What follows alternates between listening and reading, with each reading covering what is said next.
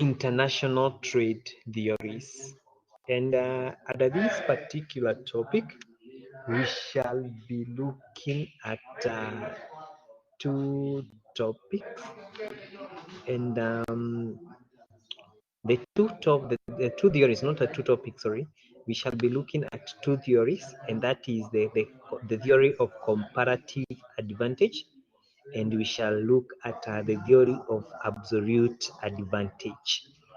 And I remember in our last session, we defined what international trade is, and we looked at how the international trade can be enhanced better and well. And from our discussion, we say that international trade will exist where there are two countries or more, And I remember we also gave the definition of when a country is trading with one more country, and when a country is trading with more than two countries. And we gave the definition on that too. And so because of that, a country, there is some things that will determine what a country will trade in. Like, for example, for Kenya to be trading in tree and horticultural products, there is something that has dictated that. And one of it is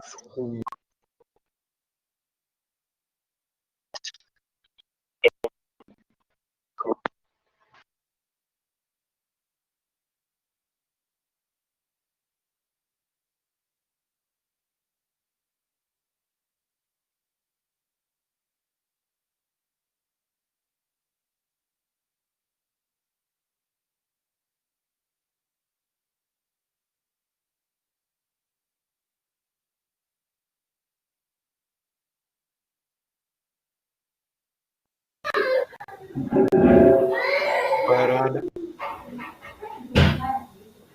Rita.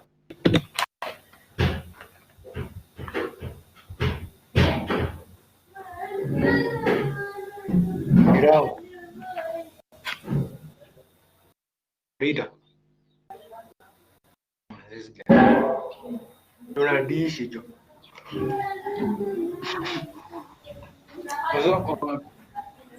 Ati? Ndio nakula bana. Wewe kula lunch.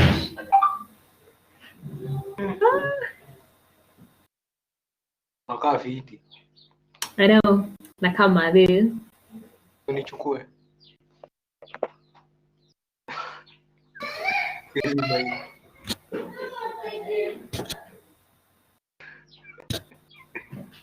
Unajua the session is being recorded.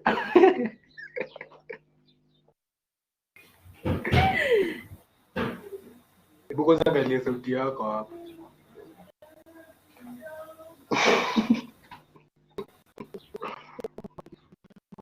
Unajua? Yako inakatika. Yangu. Ya Phoebe. Mwalimu ameshawahi.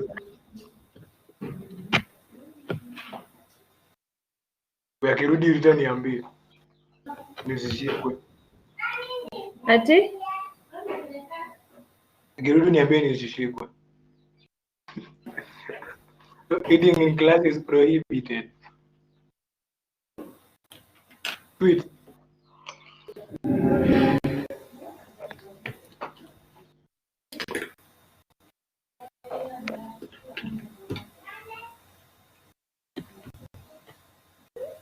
Asani.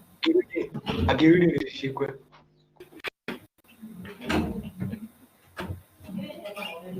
Okay.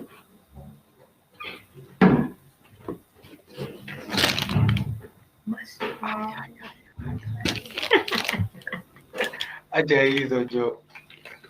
Nakula indo. Nilikuwa napika manyama nasikia lesson.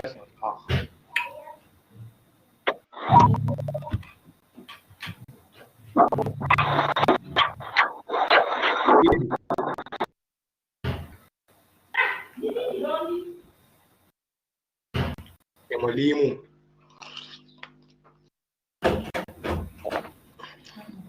Mwalimu nunua bando. Ndio ni fungue kwa hapo.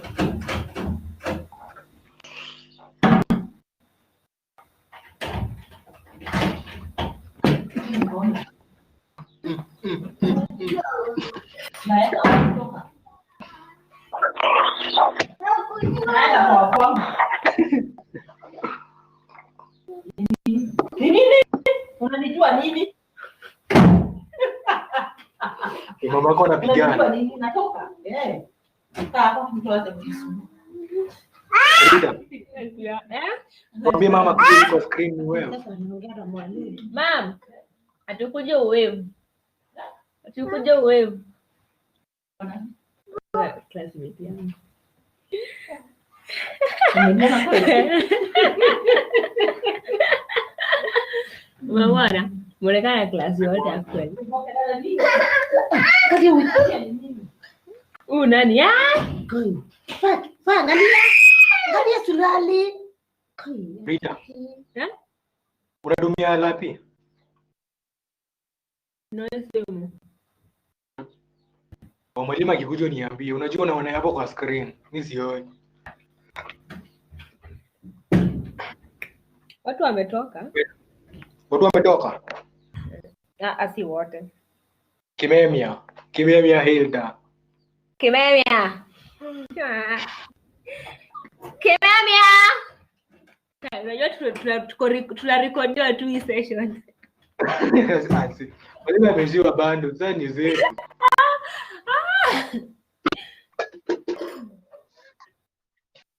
Sweet. Endo vai. Boa. Sisi usikii kitu. Nimegomeza. Kwenda. Bado mnafast. Si nini Aisha, ni Aisha. 23. Aisha alisemanga kitu fulani ilikuwa class. Ati alisemanga word fulani hapo. Unakumbuka Rita? Nini? Aisha alisemanga word fulani hapo tukikuwa class. Sijui ni gani word gani. Tulikuwa na mchongo wanga.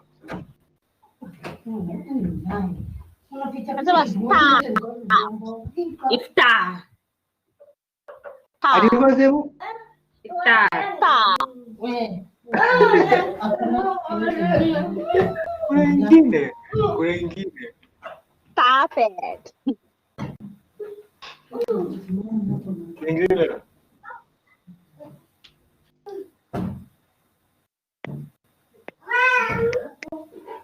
Mwalimu amerudi.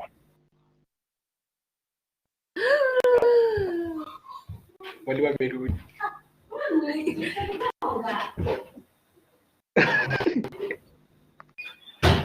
Kuonyesha hivyo sasa utani. Tokeni.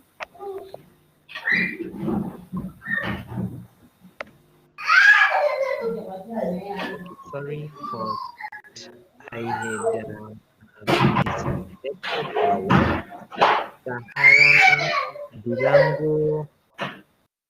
Yes, I had been disconnected for a while because of the power. There was some outage, and that's my network had to also disappoint me as a result of it. So I'm back.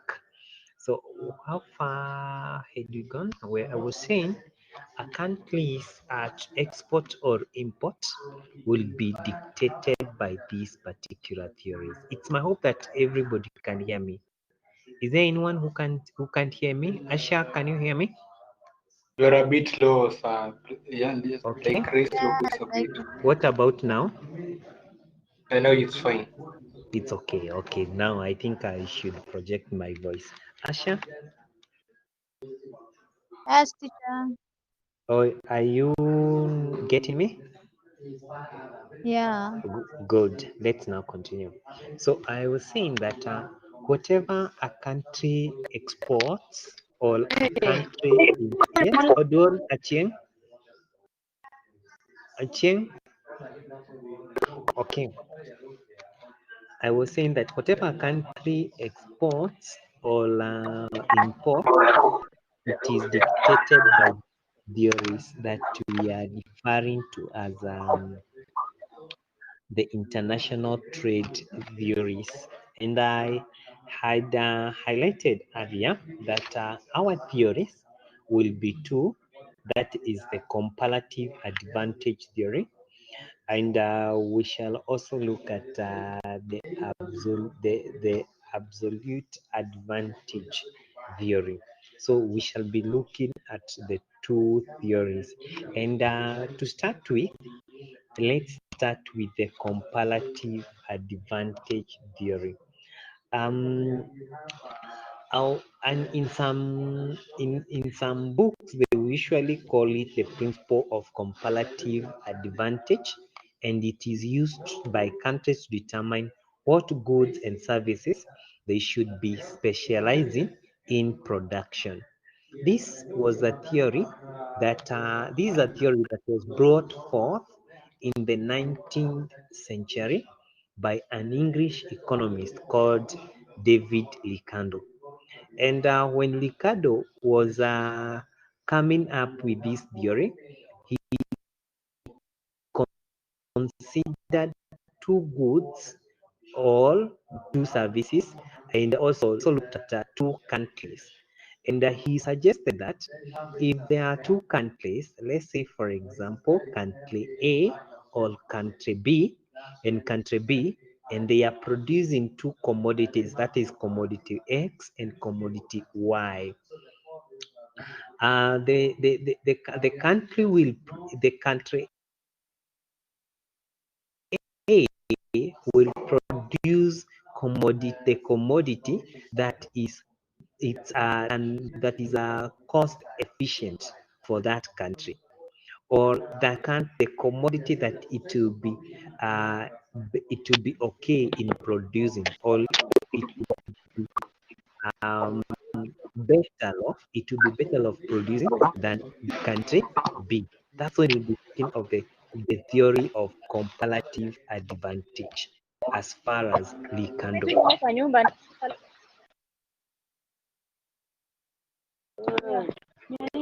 Advantage, it specializes in that particular product.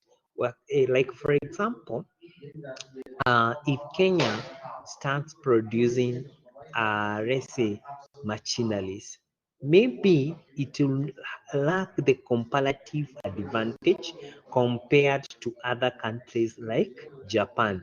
So Kenya will say Kenya will not be able to export motor cars to other countries. Why? Because it is costly for Kenya to produce the motor cars compared to Japan. So we shall be saying that Japan has a comparative advantage in motor cars processing or in motor cars production compared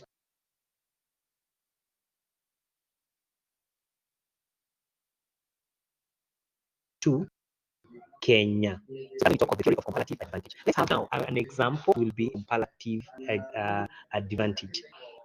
Let's assume that we have country A and country B.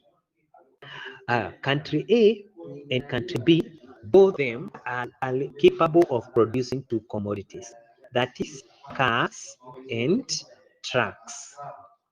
Let's assume country A can be able to produce 30 million cars in a year, and country B can be able to produce 35 million cars in a year. And then at the same time, country A can be able to produce 6 million trucks in an year.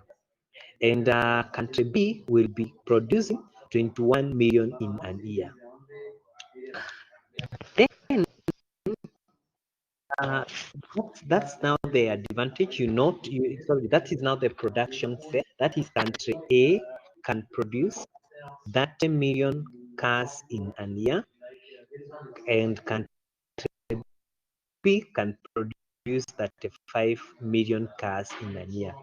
And for the trucks, country A will be producing 6 million trucks, and for the in country B will be producing 21 million. So um and in this case, we are assuming that the countries are using the resources in the same way or in the same manner. So it means that for the country A to produce more trucks, it will have to reduce the number of cars that it is producing. And the same case with the country B, for it to produce more trucks or more cars, for it to produce more trucks, it will have to reduce the number of cars. The vice versa is also true, that if for it to produce more cars, it will have to reduce the number of trucks. So let's now see how the theory of comparative advantage is applied. So if if countries apply the theory of comparative advantage, the comparative or the combined output will be increased in comparison with the output that will be produced if the two countries try to become self-sufficient and allocate resources towards the production of two goods. Taking an example, if country A and B allocate resources evenly to both goods, the combined output for cars will be, let's say, 15 plus 15, which will be equals to 30 for cars, and 12 plus 3, which will be equals to 15 for trucks. Therefore, the total output of both cars and uh, and trucks for produced both the two countries will be the 30 million cars of combined, and 15 million and 15 million trucks for both countries, and then the output will be 45 million. Now, if you look at that particular case, you can see if we combine the two, having brought the resources together, production will go down or the output will go down, because there before the total cars which were to be produced by each country would be 65 million. That is for motor cars, both for total cars without them combining forces. And the trucks was 27 million. So in this case, we can now apply something called specialization and trade. If you look at this particular case, you can see that if one country specializes in production of one item, it means that it can do it so well so that it can increase its production. That's the theory of comparative advantage. So what happens in this case? The countries will be looking at opportunity costs. When you talk of the opportunity cost, we'll be talking of the cost of the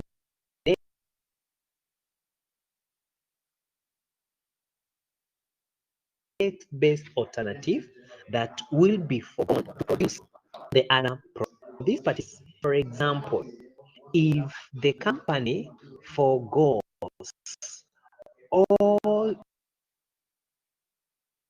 its production of, let's say an example like if it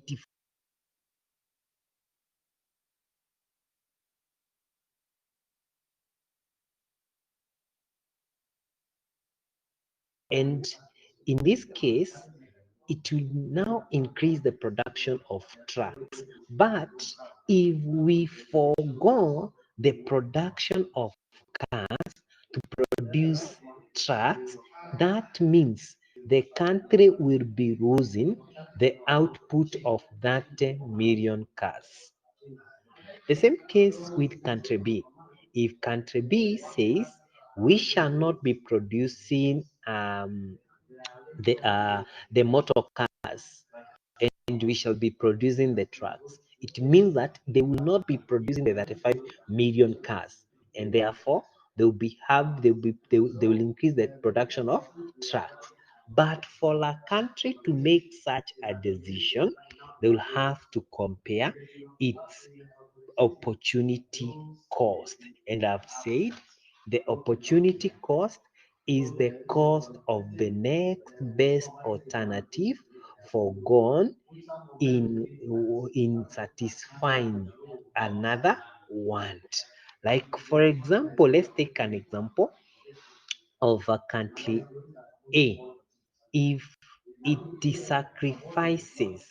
country A sacrifices if country A sacrifices the production of Varese trucks, it will only lose 6 million in terms of output. And therefore, it can concentrate in production of motor cars as a result. If country B maybe sacrifices the production of cars, it will have to lose 35 million motor cars for it to produce trucks. And in that particular case, you can say that the, the opportunity cost of country E to produce cars, it will have to forego 6 cars alone. It will have maybe to forego 6 million trucks. For country B to produce maybe the cars, it will have to forego 21 million trucks. That's when we talk of the opportunity cost. And the 6 million for country A will be the opportunity cost of producing cars and foregoing the trucks. So that is it. Let's have another example so that you can understand this one better. Let's assume we have now two countries and we talk of country 1 and country B, and country 2. And these two countries are producing two goods. They are producing, let's say, two goods, A and B.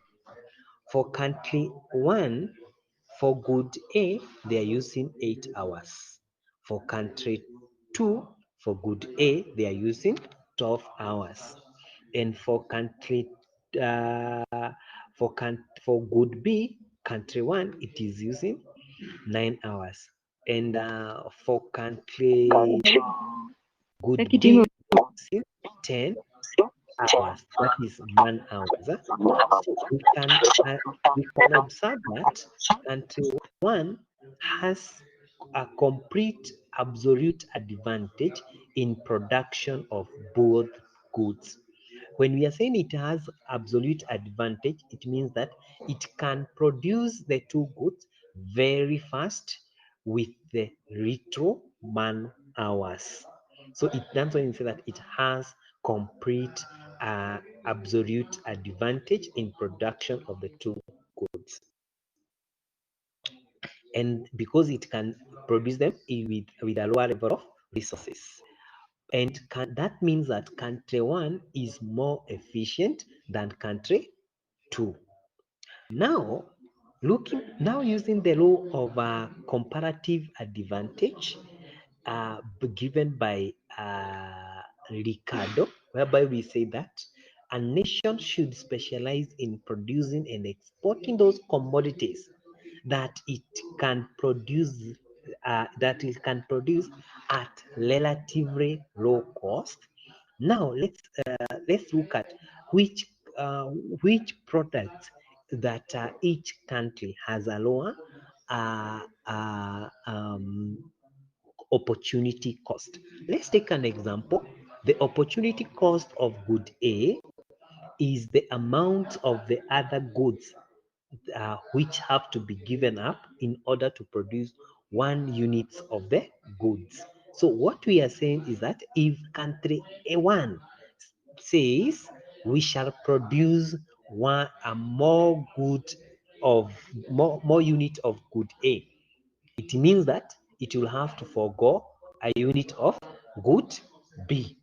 So, like for example, you remember I had said for country 1 to produce, it produces it produces a unit of good A in 8 hours, and a unit of good B in 9 hours. So to produce 1 more good A, this country will have to need we now need 8 out of 9, sorry, 9 out of 8 units of A to produce an extra unit of good B. And to produce an extra unit of good A, it will have to forego 8 out of 9 goods of B. So, and for country 2, to produce another unit of A, they will have to forego 12 out of 10 of units of B. And 1 unit of B, to produce 1 unit of B, will have to forego 10 out of 12 units of A. Therefore, we can say that the opportunity cost per country for good A, for country 1, it is 1.25 of good B. And for good A, still in country B, it is 0.83 of unit B. Therefore, it means that B is cheaper to produce in country B, in country 2, sorry. B is cheaper to produce in country 2 because it has an opportunity cost of 0.89. Whereas in country, yes, it has an opportunity cost of 0.9 of good A. And we can also say that the opportunity costs are thus lower in country 2 than in country 1. If you look at country 2, the opportunity cost of good A is 0.83 of good B. So means that a country 2 can concentrate in production of good A, and country 1 can concentrate in production of good A. So that is based on the law of comparative advantage. I know that one might be tricky, and I want now to hear the opinion of the learners on this. Okay, are we together, Mohammed Sahala?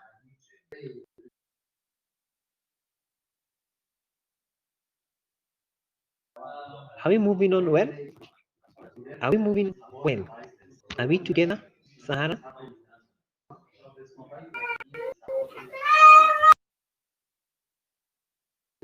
Yes, Sahara. Okay. Asha Nul?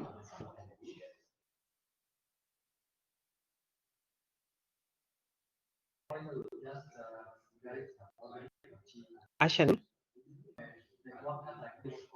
Swan? Are we still together? Aswan? As we're still together.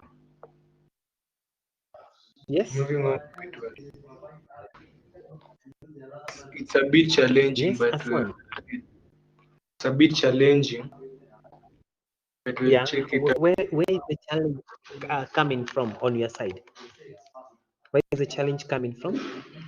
I think you said that produce in the production of two goods like this X and Y thing, like the theory in a deal na more specializing or opportunity. Like Cost, yeah, I'm not based getting based that. based on the opportunity cost. Let me leave the example of 2 countries A and B, and now give you maybe with real life countries. Like for example, I talk of Kenya and Uganda so that maybe you can understand whatever we are saying. So I'll be coming back to clarify that. Huh? Yes. Ochieng Oduol. Ochieng. Yes. Yes. Yes. Any challenge? Or you are together? Any? Do you have any challenge? Yes, we are together. Discuss. No, I'm okay. Yeah, okay. Everin Jerry. Everin Jerry. I'm okay. Yes.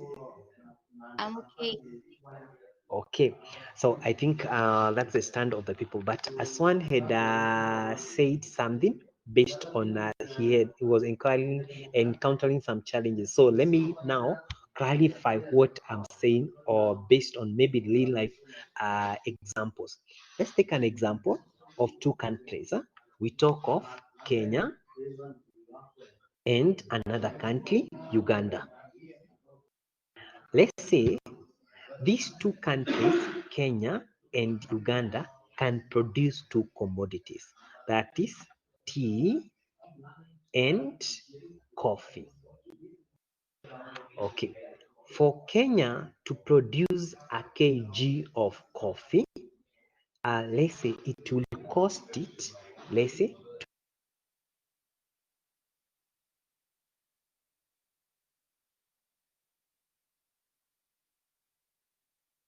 20 shillings. For Uganda, use the same, say it will maybe cost it, let's say, 15 shillings. Teacher, please Yes. repeat over again. Unakatika katika, like your connection is. Could you please repeat all over again? Yes. For Kenya to produce a yes, I repeat the example again. So I'm saying two countries, Kenya and Uganda, and Kenya produces tea and coffee. Uganda at the same time produces tea and produces coffee. So for Kenya to produce a kg of tea, it will incur a cost of 20 shillings. Higher. And Uganda to produce a kg of tea, it will incur 15 shillings. That is Uganda. Higher. We go to coffee. For Kenya to produce a kg of coffee, it will incur, let's say, 15 shillings. Or let's say, because we had 15, let me use another different figure, 10 shillings. To use 10 shillings. And for Uganda to produce the same coffee, it will incur 8 shillings. If you look at Kenya, the cost of production for both tea and coffee are very high. You get that? In Uganda, they are low. So that's what we shall be calling later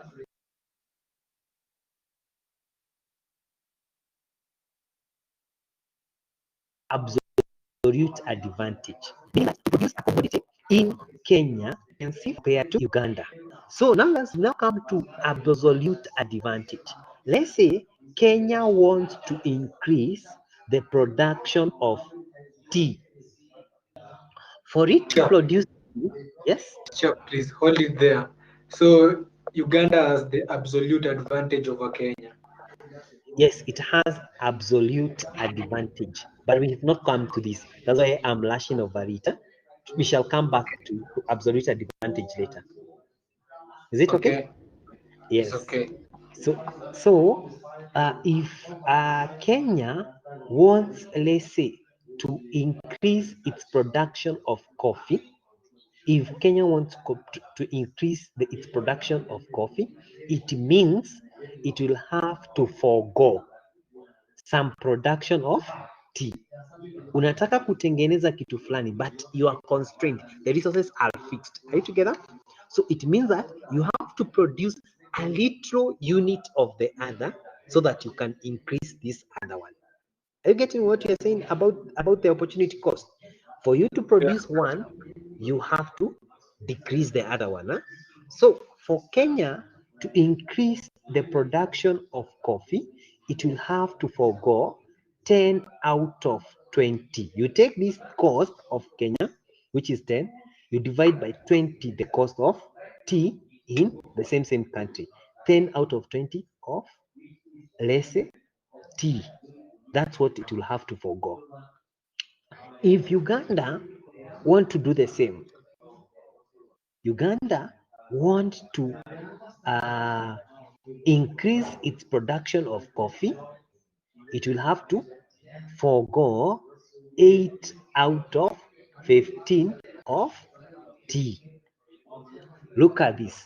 If you simplify this particular fraction, you shall find that Uganda will forego a higher cost than Kenya, because for Kenya it is half the units of tea. For Uganda, it will have to forego 8 out of 15 units of tea. So it means that Kenya has a lower opportunity cost because it is 0.5 or a half. For Uganda, it is more than 0.5. You can see? So Uganda has higher opportunity cost compared to Kenya. So that means Kenya will have a comparative advantage to increase its production of coffee or in tea production. Oh, sorry, in coffee production. So Kenya has a comparative advantage in tea production compared to coffee. Therefore, Kenya can specialize in coffee production better than what? Better than Uganda. So that's when we talk of the theory of comparative advantage. You get that? So in simple terms, now let's move away from mathematics. So we are looking at what you are losing. If when you are producing an extra unit of as another commodity, you'll be losing more compared to another country, we shall say you have a higher opportunity cost. If that other country will be losing less, it has a lower opportunity cost. And if that country has a lower opportunity cost, we say it has a comparative advantage. Are we together?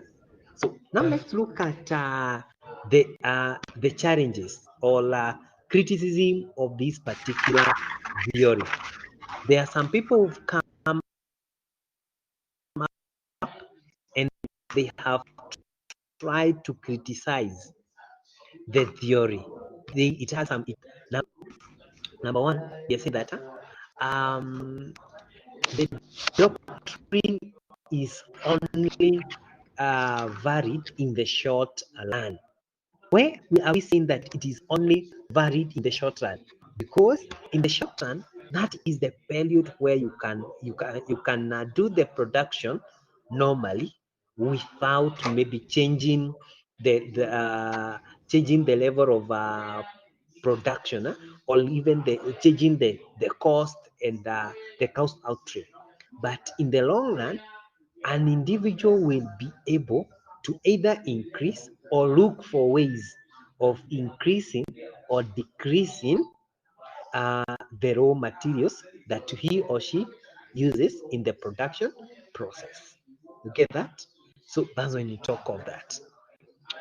Number two challenge of this particular theory is that the theory assumes that markets are perfectly competitive. It assumes that the markets are perfectly competitive. When you think of perfectly competitive market, it is a market whereby there are many buyers and many sellers. Market, the activity of one farm does not influence the other farms. That's when we talk of perfectly competitive farms. there are many farms, and the activity of one farm and the others do not affect the other farms. So that's when you talk of that. So for these farms, there is that assumption that it is perfectly competitive. Whereas in reality, farms are not perfectly competitive. We have various types of farms. We have monopolies, we have monopolistic farms, we have oligopolies and other farms. So that's one of the criticism. The other criticism is that um, it may overstate benefits of specialization by ignoring a number of costs, such as transport costs and external costs associated with trade, such as air and sea pollution. Repeat the point, please, teacher. Yes, what we are saying is that this, yes, yes, Repeat this one, the point, this one, that criticism. oh, the point, huh? Oh, you are taking it down. Sorry for that. Okay, I'm saying that it may overstate the benefits of specialization by ignoring a number of costs, such as transportation costs,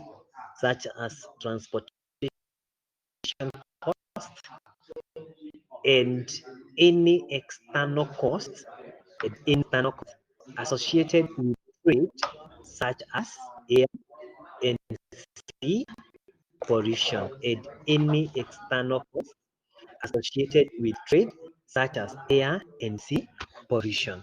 Very true. So what we are saying in this case is, at times, these theory of comparative advantage, it may ignore some costs that may make the production or exportation of a commodity expensive. Like for example, if you are keen on my in my explanation, I only focus on one thing: the production of, let's say, the Uganda and Kenyan example, the production of tea and coffee. I didn't look at other costs incurred, like if Kenya specializes in tea production, Uganda will need tea. To transport that tea to Uganda, that is a cost. So that means that Kenya, in addition to the production of tea, which it would have incurred and supplied it internally, it will now incur another cost. That is the transportation cost. And also, there are some external costs, such as pollution. When you are transporting commodities from one country to another, you shall be using infrastructure. And in the process of using the infrastructure, there is pollution.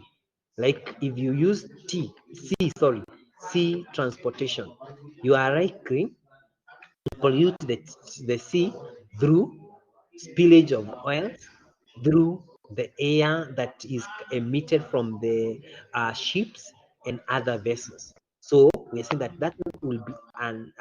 will be also an added cost of trade. So that theory does not pay into consideration or put into consideration such a theory.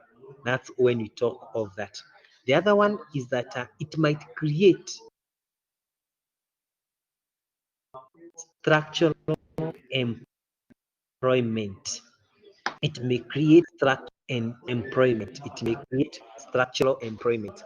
What we mean by structural employment, this is where individuals have specialized in a certain area, but they cannot find job in that particular occupation. Like for example, if we say that we will not be producing tea in Kenya. That means that people who have been trained in tea processing do not have any job in Kenya. So, meaning that such individuals will be left jobless. You get that? So, that's when we talk of it may lead to structural unemployment, an employment that is as a result of some industries not having some employment, and that's when you talk of that. The other one is that it is derived on a simplistic assumption of two goods. It is derived or it is founded on simplistic assumption of only two goods, whereas in the economy, countries produce more than two goods. If you look at the example that I've given, I've assumed one thing. Kenya and Uganda are only producing two goods, that is tea and coffee. Whereas in the reality, there are more goods which are produced. I've also made an assumption that there are only two countries, Kenya and Uganda. So it is based on a simplistic assumption of countries having two goods only, and that is it. The other one is that it may lead to food insecurity. It may lead to food insecurity if if a country specializes in non-food. If a country specializes in non-food production. Yes, what I'm saying is that this type of comparative advantage may have a limitation of making a country reliant on another country when it comes to food. Like a good example, if Kenya says we shall not produce foods, but we shall be importing food from other countries, and instead we shall be producing some machines or machineries. What that means is that at some point Kenya might not have enough food to satisfy its maybe population, because it specialized in production of machinery, so it has some disadvantage. So we produce but less produce a lot of machines but less food. So we say that it will lead to food insecurity in that particular case. So that marks that marks the end of those limitations. Let's now look at the theory of absolute advantage. I had touched on it when I was explaining, so it will be now easier to go through. When you talk of the theory of absolute advantage, this is the theory that was brought forth by the father of economics, or the man who came up with the theories of economics, or this thing that we call economics, and that is Adam Smith. And we are saying that a country is said to have an absolute advantage if that country can produce a good at a lower cost than another country. Now we are not looking at the absolute we're not looking at the opportunity cost. We are looking at the absolute cost, the total cost of production. And we are saying that a country is said to have an absolute advantage if it can produce a good at a lower cost than another country. Like I had given an example, for Kenya to produce tea, it will require per kg, it will require 20 shillings. And for Uganda to produce the same kg of tea, it will require 15 shillings. So looking at that example that I've given,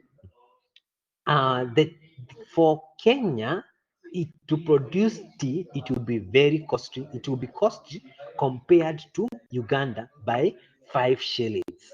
And therefore, we can say that Uganda has an absolute advantage in tea production compared to Kenya. Why? Because Uganda can produce the same tea that is being produced by Kenya at a lower cost compared to Kenya. That's when you talk of the absolute advantage. We say that the absolute advantage is where a country can produce a commodity or a good at a lower cost than another country. That's when you talk of that. That's when you talk of the absolute, the absolute advantage. Okay.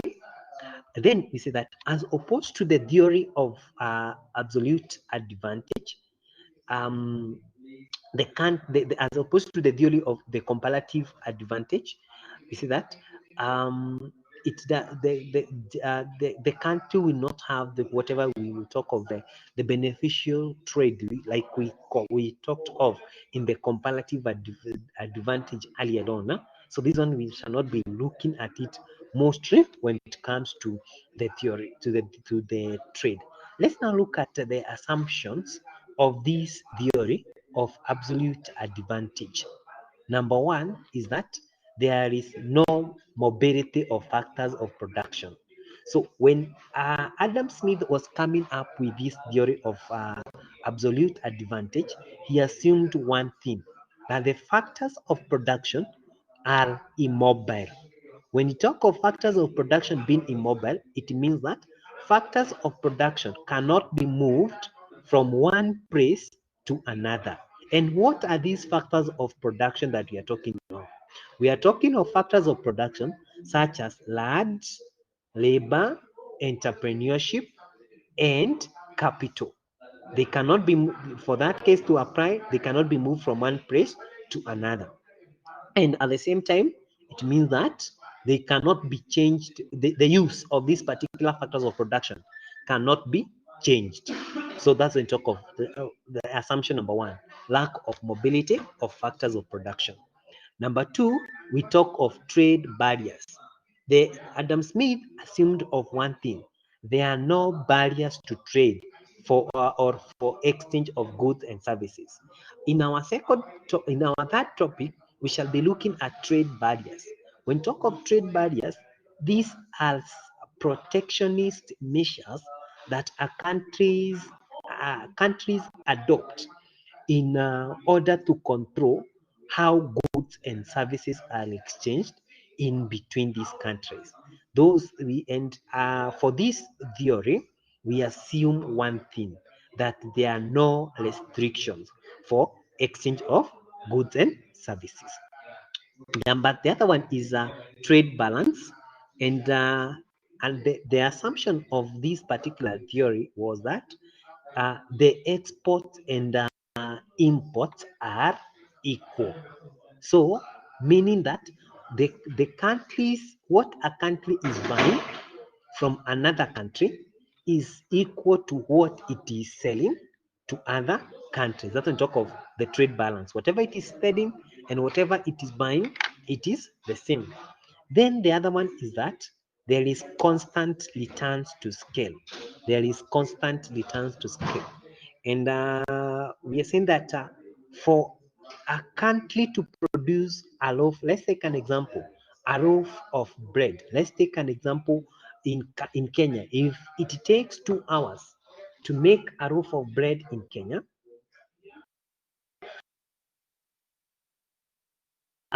it should take, let's say, for the same 2 hours to of bread, let's say in Uganda. That's when talk of constant return to scale. If it takes, let's say, 2 hours to produce something today in Kenya, it will take the same 2 hours to produce the same product in another country.